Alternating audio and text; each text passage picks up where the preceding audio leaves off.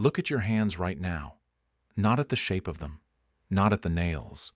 Look at the skin on the back of your hands, the patches of darker color that weren't there 10 years ago. Now look in the mirror at your face, your cheeks, your temples, the sides of your neck. If you're over 45, there's a very good chance you're seeing something that bothers you far more than you let on to other people. Brown spots, age spots. Some people call them liver spots, though they have nothing to do with your liver. Some people call them sunspots, though they appear on skin that hasn't seen direct sun in years. You've probably tried something. A brightening cream from the pharmacy, a serum that promised visible results in 4 weeks. Maybe you even spent real money. A professional peel, a laser treatment, and for a few weeks things looked better. You felt hopeful. Then, predictably, the spots came back. Sometimes darker than before, sometimes in new places, and you came to a quiet, frustrated conclusion. This is just how aging looks. This is permanent. This is mine now. I need to tell you something important before we go any further. You were not failing. The treatments were. Not because the products were fake or the procedures were incompetent, but because virtually every approach to age spots, from a $5 pharmacy cream to a $1,000 laser session, is solving the wrong problem. They are all, in different ways, doing the same thing, cleaning up the result while completely ignoring the cause. Today, I'm going to show you the cause. I'm going to name it, explain exactly how it works, and walk you through a specific science-backed system that addresses pigmentation at the level where it actually begins. Inside the cell, at the enzyme that controls everything. This is not another list of ingredients. This is a complete understanding of what's happening in your skin and precisely what to do about it. Before we talk about what goes wrong, you need to understand what goes right. Because here's something that most people never learn. The pigment in age spots is not a malfunction. It is your skin doing exactly what it was designed to do, just doing too much of it, in the wrong places, at the wrong times. Deep in the lowest layer of your skin, at the boundary between the epidermis and the layer below it called the dermis, there are specialized cells called melanocytes. They're not abundant. For every single melanocyte, there are approximately 36 ordinary skin cells surrounding it, but that one melanocyte is responsible for protecting all 36 of its neighbors. It does this through a remarkable biological system. The melanocyte extends long, branching projections outward, almost like the arms of a starfish, and through those projections it delivers tiny packages called melanosomes to the surrounding cells. Each melanosome is filled with a pigment called melanin. And when melanin is delivered to an ordinary skin cell, it arranges itself directly above the cell's nucleus, forming a kind of protective canopy. That canopy has one job: shield the DNA inside the nucleus from ultraviolet radiation. When UV light hits unprotected DNA, it causes direct structural damage. Broken bonds, misread sequences, mutations that accumulate over time. Melanin absorbs that UV energy before it reaches the DNA. It is, in every meaningful sense, your body's built-in sunscreen, one that has been protecting human beings for hundreds of thousands of years. So when you see a dark spot forming on your skin, what you are actually seeing is your melanocytes working overtime in that specific area. They are producing and distributing more melanin than neighboring areas. The result looks like a cosmetic flaw. The biological intention was cellular protection. Understanding this changes everything, because it means the solution is not to attack the pigment. It is to understand why production became excessive and address that. Now we get to the central character in this story, the one piece of biology that, once you understand it, makes everything else make sense. For a melanocyte to produce melanin, it needs a specific enzyme. Without this enzyme, the entire production chain cannot begin. No matter how many melanocytes you have, no matter how much raw material is available, without this enzyme, not a single molecule of melanin gets made. The enzyme is called tyrosinase. Tyrosinase takes an amino acid called tyrosine, which is present in your blood from ordinary food you eat every day, and through a series of chemical steps, converts it into melanin. Every dark spot you see on your skin is the visible result of tyrosinase doing its job. A lot. Here is a simple but powerful way to think about it. Imagine a faucet in your bathroom. The water coming out of the faucet is melanin. The puddle forming on the floor is the age spot you see in the mirror. Almost everything that is sold for age spots, brightening creams, chemical peels, even laser treatments, is focused entirely on mopping up the puddle. They remove the pigmented cells that have already formed, bleach the ones that remain, or accelerate the shedding of the outer skin layer so the spots appear temporarily lighter. The faucet stays running, so within weeks or months, the puddle comes back. And sometimes it comes back larger, because many of these treatments, especially aggressive ones, actually irritate the skin. And irritated skin sends a signal to melanocytes that says, produce more pigment. There's a threat here. You pay for a procedure designed to lighten your spots and end up stimulating more pigment production. The only approach that produces lasting change is one that turns down the faucet, that reduces the activity of tyrosinase, while also removing the existing pigment through normal skin renewal. Everything in this video is built around that principle. Tyrosinase doesn't run at full power all the time in everyone. There are specific triggers that activate it, and understanding these triggers is what separates temporary cosmetic improvement from permanent change. Trigger 1. Ultraviolet light. And the part. Nobody warns you about UV radiation activates tyrosinase. You knew that already. But here is what most people don't know, and what changes the entire practical picture. There are two types of ultraviolet light. UVB, the kind that causes sunburns, is what most sunscreens are designed to block. The SPF number on your sunscreen bottle is a measurement of UVB protection. UVB is largely blocked by clouds, does not pass through window glass, and is strongest in summer at midday. Then there is UVA. UVA is a longer wavelength. It does not cause burns. You cannot feel it. It passes through clouds without significant reduction. It passes through window glass, including your car's windshield. It is present at essentially the same intensity whether it's July or November, sunny or overcast, 8 a.m. or 2 p.m. And UVA reaches deeper into the skin than UVB. It penetrates all the way to the melanocytes, and it directly, powerfully activates tyrosinase. Here is what this means in practical terms. Every time you sit by a window, every time you drive, every time you walk to your car or cross a parking lot, UVA is reaching your melanocytes and telling tyrosinase to work harder, without any sensation of sun exposure, without any redness or warmth on your skin. This is why people who never go to the beach and always stay out of the sun still develop progressive pigmentation after 45. They are being continuously exposed to the specific wavelength that drives pigmentation, and their sunscreen probably isn't protecting them from it. UVA protection is not measured by SPF. It requires a separate rating. In Asian labeling systems, it's marked as PA with plus signs. PA++++ or PA++++ is what you want. In European systems, it's measured as PPD, persistent pigment darkening. A PPD of 16 or higher is equivalent to maximum UVA protection. If your sunscreen only lists an SPF number without any UVA rating, it is not addressing the primary driver of your pigmentation. This single piece of information changes everything about how many people approach their daily skin protection. Trigger 2. Chronic microinflammation. This trigger is less obvious but equally powerful. Every time your skin experiences irritation, even mild irritation that doesn't produce visible redness or discomfort, it releases a cascade of inflammatory signaling molecules. These molecules travel to the melanocytes and deliver a direct message. We are under threat. Increase pigment production for protection. Tyrosinase receives that signal and responds accordingly. What causes this low-level chronic skin inflammation? More things than most people realize. Water that is too hot when washing your face. Temperatures above 40 degrees Celsius cause vascular dilation and trigger the inflammatory cascade without any visible sign of damage. Alcohol-based toners. Aggressive physical scrubs. Acid peels performed without adequate preparation. Even vigorous rubbing of the face with a towel after washing.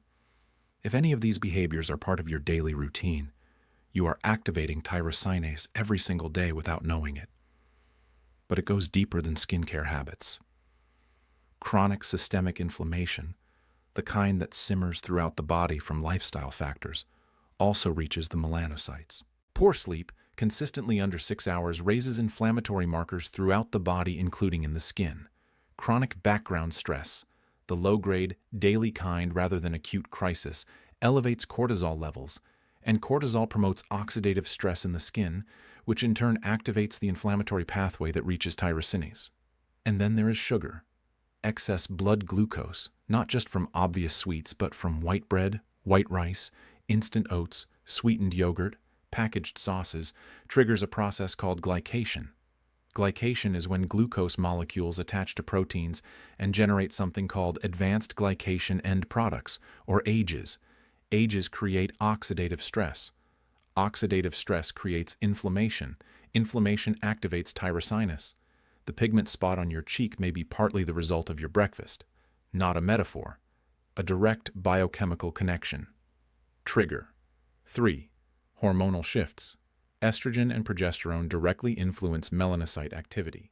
This is why a specific form of deep symmetrical pigmentation called melasma appears most commonly in women during pregnancy, while taking hormonal contraceptives, or during perimenopause when hormone levels are fluctuating irregularly.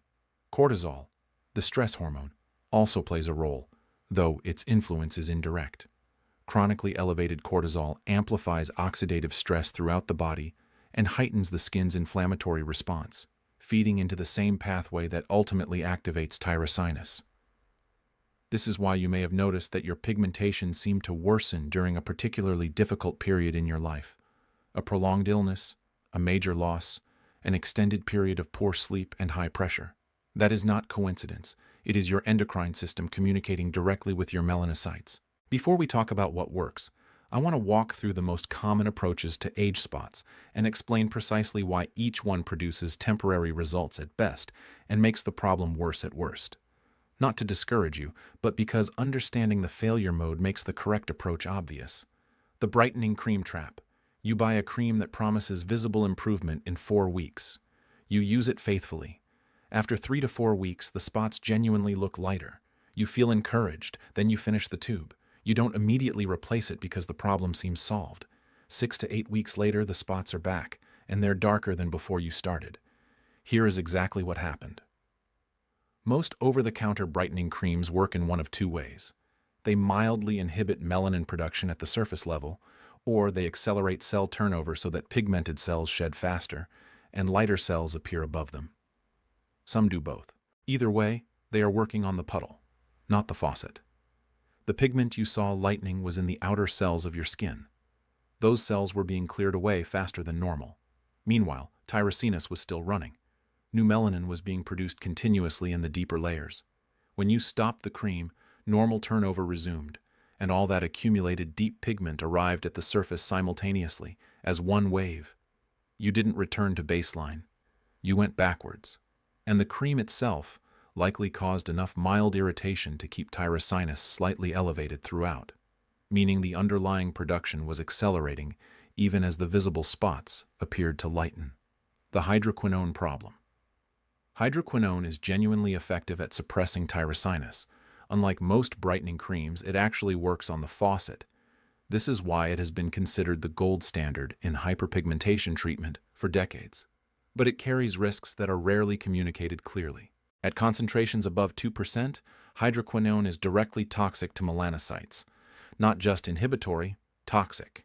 It can permanently destroy melanocyte cells. Remember that one melanocyte services 36 surrounding cells.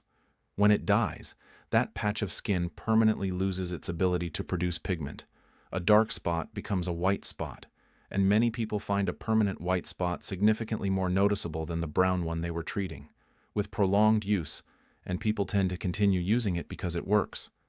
Hydroquinone can cause a condition called ochronosis. The skin develops a blue-gray discoloration that is structural, deep in the dermis, and completely irreversible. No cream, no laser, no procedure removes it. Clinical documentation shows ochronosis developing after continuous use at 4% concentration for more than 3 months, but cases have been reported with 2% concentration in people with reactive skin. The point is not that hydroquinone should never be used. Under dermatological supervision, in short cycles with careful monitoring, it has a place. The point is that it is a sledgehammer in a situation that requires precision. There are now substances that inhibit tyrosinase with comparable effectiveness and without these risks. We will get to them. The laser timing problem. Laser treatment for pigmentation works, but only under one specific condition.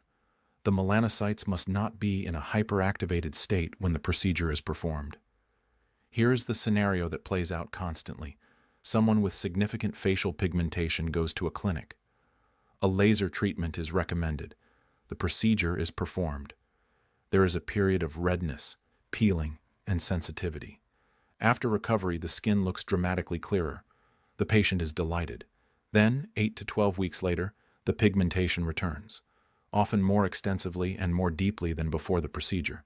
This is not a failure of the laser equipment. It is a failure of sequence. Laser energy causes controlled thermal damage to the skin. This triggers a substantial inflammatory response. That inflammatory response sends powerful activation signals to the melanocytes.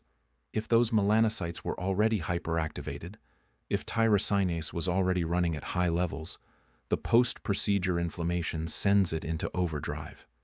You removed the existing puddle with extraordinary efficiency, but you left the faucet running and turned up the pressure. Laser is a legitimate and effective final step, but it can only work sustainably when tyrosinase activity has already been brought down, when inflammation has been addressed, and when the skin has been prepared. It is the closing act, not the opening one. Now we get to what works, and I want to be specific, because vague recommendations help no one. There are 4 substances with strong clinical evidence for reducing tyrosinase activity from the inside.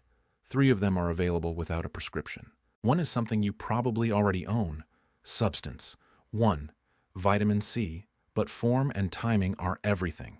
Vitamin C, ascorbic acid, is one of the most thoroughly studied natural tyrosinase inhibitors in existence, but the way most people take it for skin benefits is almost completely ineffective. Understanding why changes the entire result. Vitamin C inhibits tyrosinase through 2 mechanisms simultaneously. First, it binds to copper atoms in the enzyme's active site. Tyrosinase requires copper to catalyze the conversion of tyrosine into melanin. Without copper, the enzyme cannot complete its function. Vitamin C occupies those copper sites and blocks the reaction. Second, vitamin C intercepts the intermediate compounds that form partway through the melanin production chain and chemically reverses them back to colorless precursors. Even if tyrosinase partially completes its work, vitamin C can undo the result. 2 separate mechanisms of action targeting the same pathway. This is genuinely powerful, but only if vitamin C actually reaches the melanocytes, and here is where most people's approach falls apart. Standard ascorbic acid tablets, the kind available at any pharmacy, are water-soluble. The body absorbs what it needs from a given dose and excretes the excess through urine within a few hours. If you take 500 milliliters in the morning, by early afternoon your blood concentration has already dropped significantly, and the melanocytes need a sustained, stable concentration for continuous tyrosinase inhibition. A single morning dose is a flash, not a sustained signal. The solution is straightforward. Either divide your daily intake across 3 or 4 doses taken with meals. 250 milliliters 3 times daily is significantly more effective than 750 milliliters once. Or use a liposomal form of vitamin C, which is encapsulated in a lipid coating that slows release and increases bioavailability by roughly 50 to 70% compared to standard tablets. Important note for those with gastric sensitivity or a history of reflux. Use a buffered form, calcium ascorbate or sodium ascorbate, rather than straight ascorbic acid. These are non-acidic and equally effective. The timeline for visible results from oral vitamin C is 4 to 6 weeks minimum. The skin renewal cycle in adults over 45 is 35 to 45 days, longer than in younger skin. New cells take that long to rise from the basal layer to the surface. Results that appear before 4 weeks are not from cellular renewal. They are surface level and temporary. Begin the internal protocol with vitamin C alone for the first 3 days. Not because it needs time to build up, but because you need a clean baseline. If you add 4 new substances simultaneously and experience any reaction, you won't know which one caused it. 3 days of vitamin C only, 3 times daily with food. Then add the next element. Substance 2. Tranexamic acid, the accidental discovery that changed dermatology. Tranexamic acid was developed for surgery. It is used to reduce bleeding by blocking a protein called plasminogen, which is involved in dissolving blood clots. It has no obvious connection to skin pigmentation. The discovery of its effect on melanocytes was accidental. Surgeons noticed that female patients who received tranexamic acid during procedures experienced significant fading of melasma, the deep, symmetrical facial pigmentation associated with hormonal activity, in the weeks following surgery. Researchers investigated why. What they found was that plasminogen, the protein tranexamic acid blocks, is not only involved in clot dissolution, it also activates the same inflammatory signaling cascade inside the skin that feeds directly into tyrosinase activation. Tranexamic acid breaks that connection. This is why it works on melasma specifically so well. Melasma is heavily driven by the inflammatory and hormonal pathway, and tranexamic acid cuts right through it. But its benefits extend to other forms of hyperpigmentation as well. The oral dosage used in clinical studies showing benefit for pigmentation is 250 milligrams twice daily. This is substantially lower than the doses used in surgical settings, and side effects at this level are minimal. The most common concern at higher doses, thrombotic events, has not been demonstrated at the 500 milliliters daily total used for skin purposes in women without clotting disorders. However, if you have a history of blood clots, are taking anticoagulant medications, are pregnant, or have any cardiovascular condition, discuss this with your doctor before use. This is one substance where a conversation with a physician is appropriate before beginning. Substance 3. Niacinamide, the transfer blocker. Niacinamide is vitamin B3, and it works through a mechanism that is entirely different from vitamin C or tranexamic acid, which is precisely why it is so valuable as part of a system rather than used alone. Niacinamide does not directly inhibit tyrosinase. Instead, it blocks the transfer of melanosomes, the pigment-carrying packages, from melanocytes to surrounding skin cells. Even if tyrosinase produces melanin, even if that melanin is packaged into melanosomes, niacinamide prevents those packages from being delivered to the neighboring cells where they would become visible as pigmentation. Think of it as blocking the delivery truck rather than shutting down the factory. Clinical studies using oral niacinamide at 500 milliliters twice daily showed measurable reduction in overall skin tone irregularity and reduction in new pigmented spot formation over a 12-week period. The effect is gradual and cumulative. It is not dramatic in the first month, but at the 10 to 12-week mark, the reduction in visible spot intensity and the improvement in overall evenness becomes consistently measurable. Niacinamide is also one of the safest substances in this protocol. Side effects at 1,000 milligrams daily are rare. The most common issue, facial flushing, is associated with a different form called nicotinic acid, not niacinamide. They are related but distinct compounds. Substance 4. N-acetylcysteine, the glutathione precursor. This one requires a slightly longer explanation, but it is worth it. Inside your melanocytes, there is a naturally occurring switch. It determines which type of melanin gets produced. There are 2 types, eumelanin, which is brown to black and highly visible, and pheomelanin, which is yellow to light reddish and nearly invisible in small quantities. The position of this switch is largely determined by a molecule called glutathione.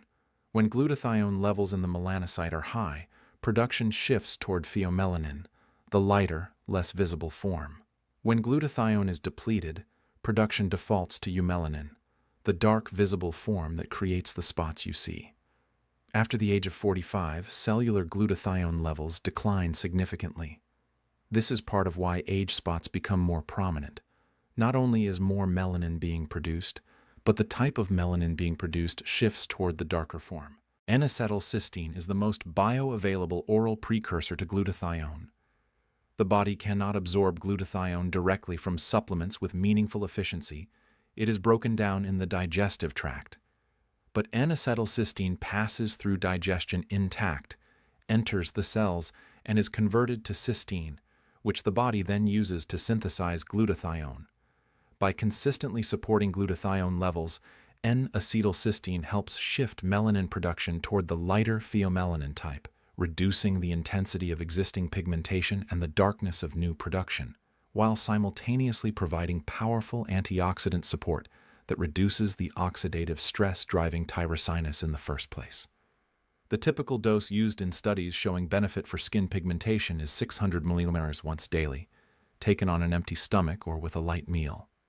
The internal protocol works at the level of the enzyme and the cellular machinery. The external protocol protects what the internal protocol is building and accelerates the visible results by speeding up the removal of already pigmented cells. Together, they take 2 minutes per day. 1 minute in the morning, 1 minute in the evening. The morning minute after washing your face with comfortably warm, not hot, water. The first thing you apply is a vitamin C serum. Vitamin C works both internally and externally, but through different mechanisms. Internal vitamin C suppresses tyrosinase throughout the body systemically. Topical vitamin C creates a concentrated local presence exactly where the pigmentation is visible. Research confirms that the combination of oral and topical vitamin C produces results that neither achieves alone. The critical detail, the vitamin C in your serum must be in the form called L-ascorbic acid. Many brands use derivative forms, ascorbyl glucoside, ascorbyl palmitate, magnesium ascorbyl phosphate, because they are more shelf-stable and cheaper to manufacture. But L-ascorbic acid is the form with the strongest clinical evidence for tyrosinase inhibition through topical application. The other forms convert to active vitamin C inside the skin cells, but the conversion efficiency is variable and significantly lower. Look for a serum with L-ascorbic acid at a concentration between 10% and 20%. Below 10%, the effect on tyrosinase is minimal. Above 20%, irritation increases without proportional benefit gain. For most people, 15% is the optimum. If your skin is sensitive or reactive, start at 10% for 2 weeks before moving to 15%. One more thing that ruins expensive serums for millions of people without them knowing. L-ascorbic acid is unstable. It oxidizes when exposed to air and light. Oxidized vitamin C is not just ineffective, it becomes a pro-oxidant, meaning it generates the oxidative stress it is supposed to prevent, which in turn activates tyrosinase. You can check whether your serum has oxidized by its color. Fresh L-ascorbic acid serum is clear or very faintly yellow. If the serum has turned orange or brown, it is oxidized. Do not use it. Store your serum in a dark location, at room temperature or cooler, with the cap tightly closed after each use. Prefer smaller bottles that you will use within 2 months. Vacuum pump dispensers that don't allow air entry each time are the best format for this ingredient. Apply the serum to your face, neck, and décolletage. Wait 60 to 90 seconds for it to absorb. Then apply your sun protection. This is the most important step in the entire external protocol. As discussed in the section on triggers, UVA radiation is the primary daily driver of tyrosinase activation, and it cannot be felt, it penetrates glass, and it is present year-round. Without adequate UVA protection, every other element of this protocol is working against a headwind. The sunscreen you use must have explicit UVA protection. Look for PA+++ or PA+++, Asian system, or PPD 16 or higher, European system. SPF alone is not sufficient. Mineral filters, zinc oxide and titanium dioxide, provide broad-spectrum protection by physically reflecting UV radiation. They do not degrade on the skin over time and do not penetrate the bloodstream. The main drawback is that some formulations leave a white cast, though modern micronized formulations have largely reduced this issue. If you prefer a chemical filter, look for modern UV filtering molecules such as Tinosorb S or Tinosorb M. These are photostable. They do not break down after 2 hours of sun exposure the way older chemical filters like avobenzone can, and they cover both UVA and UVB effectively. The amount you apply matters as much as the product you choose. The SPF and UVA ratings listed on packaging are tested at 2 microns per square centimeter of skin. In practical terms, this means a strip of product running from the tip of your index finger to the first knuckle, applied to the face alone. Most people apply roughly 1/3 of this amount. At 1/3 of the required quantity, SPF 50 functions closer to SPF 8. UVA protection degrades proportionally. Apply a full dose. This one change, with no product swap required, can immediately improve your protection significantly. Morning complete. Vitamin C serum, 60 seconds to absorb. Full dose UVA-rated sunscreen. Total time, 1 minute. The evening minute. In the evening, your skin enters its primary repair cycle. Cell division rates increase significantly during sleep. New cells form at the base of the skin and begin rising toward the surface, pushing older cells upward and eventually out. This natural renewal process can be strategically accelerated to move pigmented cells through and off the skin more quickly. The tool for this is a retinoid. Retinoids are derivatives of vitamin A. They bind to receptors inside skin cells and accelerate the rate of cell division in the basal layer, the deepest layer of the epidermis where new cells are born. Faster division means a faster pipeline. New cells form, older pigmented cells are pushed upward, and they reach the surface and shed sooner than they otherwise would.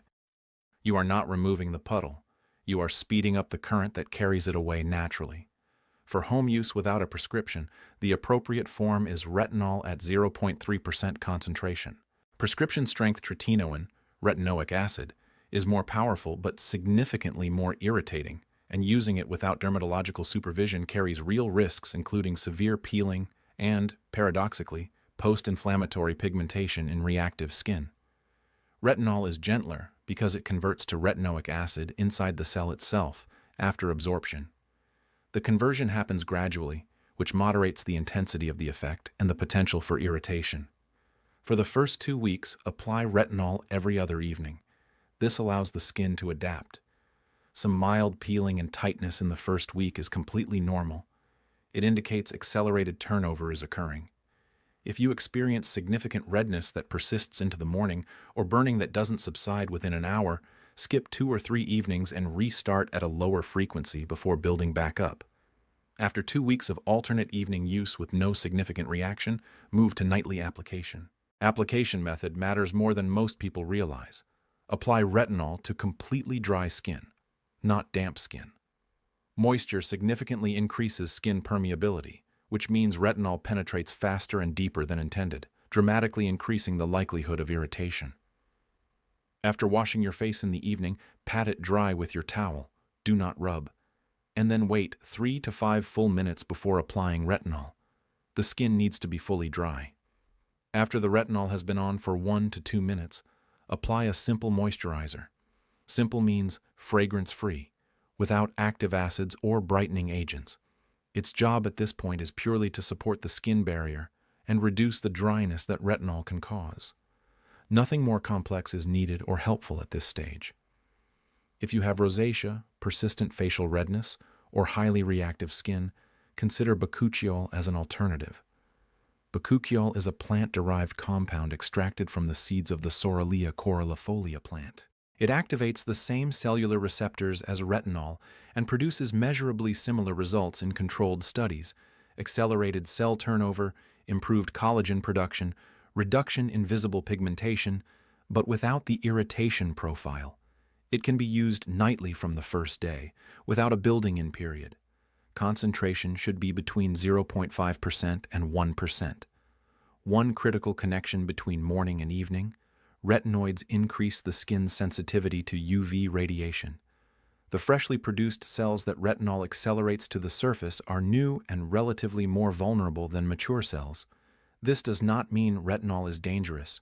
It means the morning UVA-rated sunscreen is no longer optional. It is the essential counterpart, without which the evening treatment is actively counterproductive. Evening complete. Warm water wash, pat dry, 3-minute wait, retinol or bakuchiol, moisturizer. 1 minute of active time. Everything in this protocol can be partially undermined if the dietary signals you send your melanocytes every day are working in the opposite direction.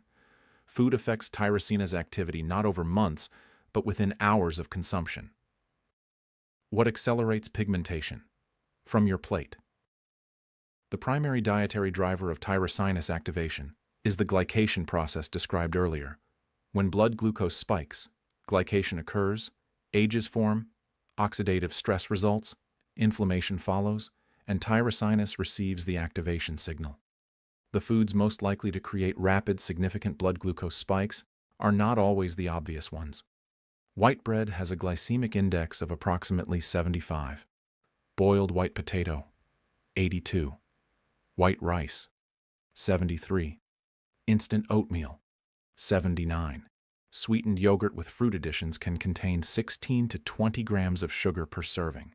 These are foods that many people consider normal, healthy, everyday choices, while their blood glucose is spiking high enough after each meal to trigger meaningful glycation. The cooking method matters too. High-temperature cooking, anything that creates a browned or crisped exterior on food, produces dietary ages through a process called the Maillard reaction. This is the same glycation chemistry, occurring in the pan, rather than in the bloodstream. Fried bacon contains roughly 90 times the concentration of dietary ages as poached chicken breast. Grilled foods, toasted bread, roasted vegetables, all contain significantly elevated age loads compared to the same foods prepared by steaming, poaching, or light sautéing. You do not need to eliminate these foods. A shift in proportion makes a measurable difference. If currently 70–80% of your meals involve high-temperature cooking methods, moving that to 50% while increasing steamed, poached, and lightly cooked preparations reduces your daily dietary age load substantially, reducing one of the key inflammatory inputs into tyrosinase. Alcohol deserves specific mention. Each unit of alcohol consumed is processed by the liver using glutathione as a cofactor in neutralizing acetaldehyde, a toxic byproduct of ethanol metabolism. Every drink is a withdrawal from the glutathione reserve that your melanocytes need to keep melanin production oriented toward the lighter pheomelanin type. 2 to 3 glasses of wine reduce available glutathione by 20 to 30% for the following 12 to 18 hours. If you are taking N-acetylcysteine to support glutathione levels, regular alcohol consumption is partially undoing that work. What works powerfully in your favor? Pomegranate, actual seeds or freshly pressed juice without added sugar, contains a compound called ellagic acid. Ellagic acid binds to the copper in tyrosinase's active site using the same mechanism as vitamin C, but through a different molecular pathway. This means the two work additively, two inhibitors suppressing the same target through different mechanisms simultaneously. 100 to 150 grams of pomegranate seeds daily, or 200 ml of fresh juice. Drink juice through a straw to protect tooth enamel from the natural acidity. Green tea, 3 to 4 cups of loose leaf per day, provides catechins, a class of polyphenols shown to directly inhibit lipid peroxidation and reduce free radical activity in skin cells. The key condition, brew with water at 70 to 80 degrees Celsius, not boiling. High temperatures degrade the catechins before they can be consumed. And do not add milk. The protein casein in milk binds catechins and reduces their bioavailability by 60 to 70%. Green tea with milk is nutritionally pleasant but provides essentially none of the antioxidant benefit. Turmeric with black pepper, curcumin, the active compound in turmeric, has demonstrated tyrosinase inhibitory activity and simultaneously blocks a key inflammatory protein inside cells, creating a dual action on both the enzyme and the inflammatory pathway that activates it. The problem with curcumin is poor bioavailability. It is absorbed poorly from the intestine on its own. The solution is simple and well documented. Combine turmeric with black pepper. Piperine, the active compound in black pepper, increases curcumin absorption by approximately 20-fold. Half a teaspoon of turmeric plus a pinch of black pepper, added to food daily, eggs, soups, grains, smoothies, provides a meaningful and consistent tyrosinase inhibitory input. Broccoli, specifically its compound sulforaphane, activates an internal cellular pathway called NRF2 that triggers the production of a broad arsenal of the body's own antioxidant and repair enzymes, including those that regenerate glutathione. This is fundamentally different from consuming an antioxidant supplement that gets used up and excreted. Sulforaphane turns on the production machinery. The effect continues for days after consumption. 100 to 150 grams of lightly steamed broccoli, no more than 5 to 7 minutes of steam, after which sulforaphane degrades, daily, or broccoli sprouts, which contain 20 to 50 times the sulforaphane concentration of mature broccoli per gram.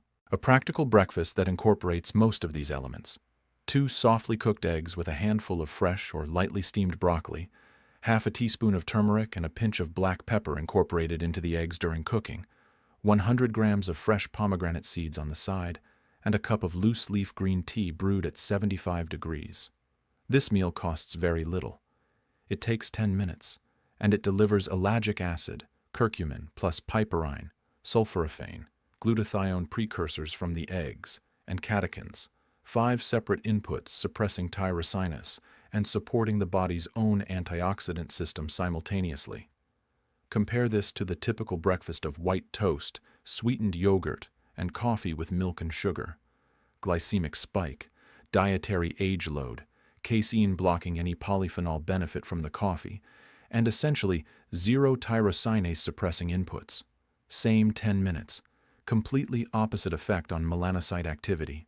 The most common reason people fail with a systematic approach to pigmentation is that they measure results incorrectly and stop 3 weeks before visible improvement would have arrived. Your eyes are genuinely unreliable tools for tracking skin change. You look at your face multiple times each day.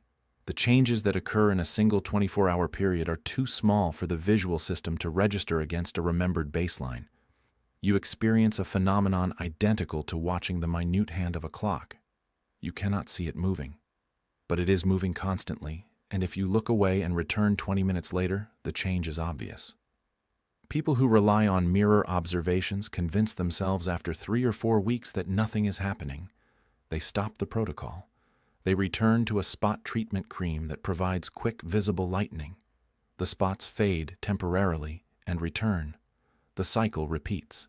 Measure by photograph, not by mirror. Every 2 weeks in identical conditions, natural daylight from a window, no flash, no overhead lighting, take a photograph of your face from directly in front, same distance, same angle, no makeup, on clean washed skin. Store these in a dedicated folder with dates. At the end of 12 weeks, compare the first photograph to the most recent. The change that was invisible in daily observation will be obvious in this comparison. Measure by behavior of the pigmentation, not just its current appearance. A critical early sign that the protocol is working is not the lightening of an existing spot. It is the spot's failure to darken after UV exposure. Before you began, a sunny day, a walk outside, a weekend in the garden would reliably deepen your pigmentation within days.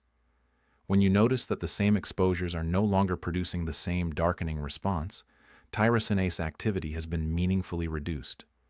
The faucet has been turned down. This typically becomes observable between weeks 2 and 4, well before significant visible lightening occurs. Another behavioral metric: how quickly pigmentation returns after a treatment. If you have previously had peels or laser work followed by pigmentation returning within 6 to 8 weeks, a protocol that extends this interval to 3 to 4 months, even without complete elimination, represents a substantial reduction in tyrosinase baseline activity. Measure the interval, not just the outcome. Measure by skin texture and surface quality. Retinol, vitamin C, and the antioxidants in this protocol collectively improve not just pigmentation, but the overall surface quality of the skin, texture, fine line depth, pore appearance. By weeks 4 to 6, these changes are often more visibly apparent than pigment reduction. If you are experiencing improvements in texture, it confirms that cell turnover has accelerated and the protocol is biochemically active. The pigment reduction will follow in subsequent weeks. The real metric of success is permanence. Any cream with alpha-hydroxy acids can lighten age spots within 4 weeks. The question is whether they return 4 months after stopping treatment. If they do, nothing fundamental was achieved. If 4 months after completing a 12-week protocol the pigmentation has not returned to its starting intensity, the underlying tyrosinase activity has been genuinely reduced, the inflammatory triggers have been addressed, and the melanocytes are functioning closer to normal. That is the result to aim for. Not temporary lightening, permanent recalibration. Age spots are not simply a cosmetic issue. I know that's how they are typically framed, in advertising, in clinic waiting rooms, in the advice of well-meaning friends. but they are a visible marker of something happening at the cellular level. Excessive oxidative stress, elevated inflammatory signaling, and a melanocyte population that has lost its regulatory balance. Every intervention in this protocol that reduces tyrosinase activity, reduces oxidative stress, or reduces chronic inflammation, is simultaneously contributing to cellular health that extends far beyond the surface of your skin. The same free radicals that are activating your melanocytes are also affecting the cells lining your blood vessels. The same inflammatory signals that are driving pigmentation are the same signals implicated in joint discomfort, in cognitive fog, in the kind of fatigue that doesn't resolve with rest. Glutathione depletion that shifts your melanin production darker also affects immune function and cellular repair throughout the body. When you work on this problem correctly, you are not just treating spots. You are addressing the underlying biological state that produces them, and that state touches almost every aspect of how you feel and function. You have now been given something that most dermatology appointments do not provide in 15 minutes. A complete understanding of the mechanism behind age spots, a clear explanation of why standard approaches fail, and a specific, systematically organized protocol that addresses the problem at its actual origin. The protocol, in simple terms, internally: vitamin C 3 times daily with meals, tranexamic acid with physician awareness if appropriate, niacinamide twice daily, and N-acetylcysteine once daily. Add each substance 3 days apart so you can monitor your response. Externally, every morning, L-ascorbic acid serum at 10 to 15%, followed by full-dose sunscreen with explicit UVA rating, PA+++++ or PPD 16+. Every evening, warm water wash, dry skin completely, retinol 0.3% or bakuchiol, followed by simple moisturizer. Nutritionally, reduce high glycemic foods and high-temperature cooking methods. Minimize alcohol during the course. Add pomegranate, loose-leaf green tea at correct temperature, turmeric with black pepper, and broccoli or broccoli sprouts daily. 12 weeks. Photographed every 2 weeks. Measured by recurrence behavior, not just appearance. The biology here is real. The mechanisms are documented. The pathway from cause to result is understood. And the tools to intervene at every point along that pathway are accessible, affordable, and do not require a clinic visit to obtain.